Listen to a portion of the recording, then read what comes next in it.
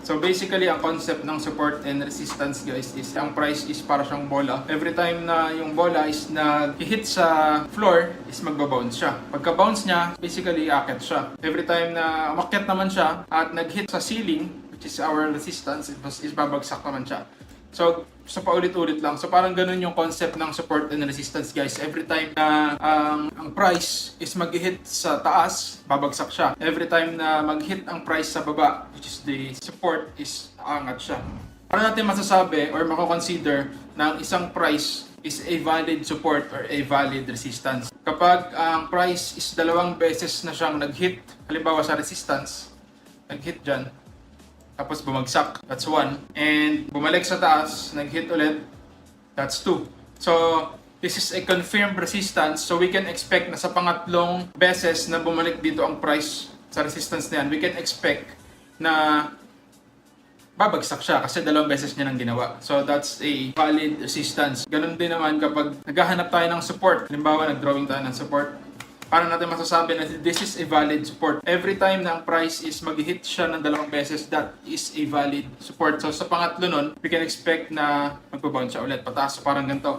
Price is bumagsak, nag-hit sa resistance, that's 1. Isang beses siya nag-hit. Pag bumalik siya, bumagsak ulit, tapos nag-bounce, that's 2. 2 times siya nag-hit sa support. Kaya sa pangatlong times niya gagawin niya yun, we can expect this price na pag nag-hit siya ulit sa support line na to, dito sa pangatlong hit niya, dyan tayo pwedeng mag-place ng buy order or dyan tayo pwedeng mag-abang for buying. Kasi nga, magbabuy tayo sa baba, tapos mag-sell tayo sa taas.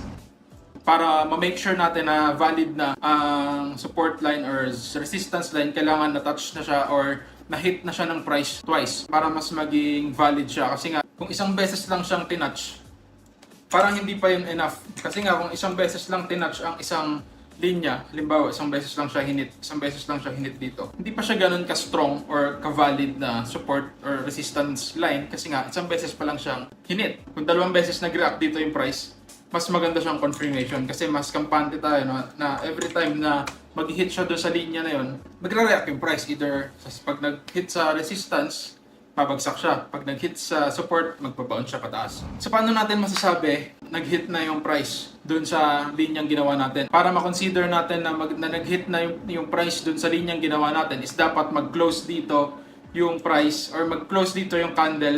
Anyway guys, kung hindi ka pa familiar sa candles or kung anong ibig sabihin ng candlesticks, paano ginagamit yung candlesticks, ito yung pinaka-basics ng trading. You can check out my last video about candlesticks and kung paano siya ginagamit sa chart, paano siya binabasa para mas madali mo maintindihan itong paggamit ng support and resistance. Kailangan alam mo kung paano magbasa ng candlesticks at gumamit ng candlesticks sa chart. Check out this video. Kung inaabangan natin na mag-hit siya sa resistance zone, is dapat, yung huling candle is dapat nasa ilalim siya ng linya na ginawa natin.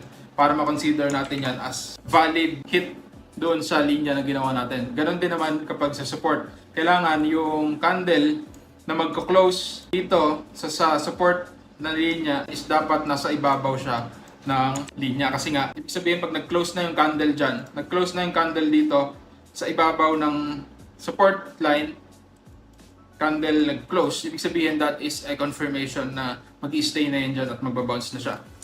Ganoon din naman pa sa taas, sa resistance zone. Pag umabot siya sa resistance line, tapos nag-close yung candle dito, sa ilalim naman ng resistance line, ibig sabihin that is confirmation na nag-react na siya at babagsak na siya ulit pababa. So, ganun lang yung confirmation ng support and resistance. Dapat make sure na magko-close yung candle sa lines na ginawa natin. Meron kasing times na, halimbawa, this is a resistance zone, this is a resistance line, dahil nagre-react dyan yung price. Ang nangyari is, lumagpas ngayon yung price, bumalik ulit, tapos nag-bounce siya. From dating resistance, dahil lumagpas yung price at nag-bounce, nag-flip na siya ngayon into a support line. Ito naman yung tinatawag nating support and resistance flip. Ngayon, kung gusto nyo na i-discuss ko to sa next video guys, mag-comment ka below ng flip FLIP. Pag maraming nag-comment, I will make another video for these topics. Anyway, dahil naintindihan na natin kung paano nag-work ang support and resistance, gumawa tayo ngayon ng example sa mismong chart. Nandito tayo ngayon sa Bitcoin 1 day time frame. Paano tayo guguhit ngayon ng support or resistance na linya. Umpisahan natin ngayon dito sa taas. Kung makikita natin dito, meron ditong candle close. And meron din ditong candle close. So ibig sabihin, dalawang yon pwede natin guhitan to. Pwede natin itong guhitan. That is a valid resistance zone. Now, dito naman sa baba, hanap naman tayo ngayon ng support zone. Ngayon, dalawang beses, kailangan maghanap tayo ng dalawang beses na nag-react doon yung price. Ito yung unang beses na meron tayong nag-bounce dyan. Kung makikita nyo, nag-close yung candle dito, tapos tumaas yung price. Ganyan, no? Ito yun. So, we can count this as 1 and this is 2. So, dito pwede natin guhitan to. Ibig sabihin, this is now a support line. Now, dahil dalawang beses nag-hit dito yung price, tapos nag-react siya pataas, nag-bounce siya pataas, that's 1. This is another 1. Ito, meron dito.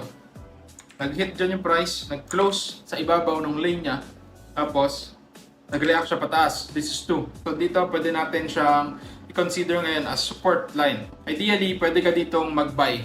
Once na nag-close tong candle na to, that is the third touch. Ngayon, aalamin naman natin ngayon saan tayo magsisell. Kasi ang concept nga ng trading, guys, is we will buy low and we will sell high. Now, kailangan, as trader, kailangan din natin alam natin saan tayo magsisell. Kasi nga, buy and sell ang trading eh. We will buy low and we will sell high. So, ibig sabihin, ideally, we will buy sa support line and we will sell sa resistance line. Ang tanong nyo lagi dito, guys, saan dito sa chart, dalawang beses nag-react ang price pababa.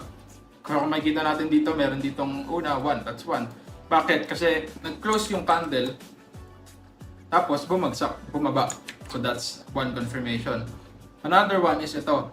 Bumalik dyan yung price, tapos nag-react siya ulit pababa. Ang laki ng binaba niya. So that's 2. That's twice na ginawa ng price is nag-react siya, nauntog siya at bumagsak. So we can draw a line here. Diyan tayo ngayon magsisell once na nag-hit dyan yung price. So, nag-buy tayo dito dahil there's a high possibility na magbabounce siya dyan and mag-hit siya sa resistance line dahil nag-hit siya ng dalawang beses dito. So, possibly sa third time na nag-hit siya dito, babagsak siya ulit. So, bago pa siya bumagsak, dapat makapag-sell na tayo. So, ganun yung concept ng trading, guys.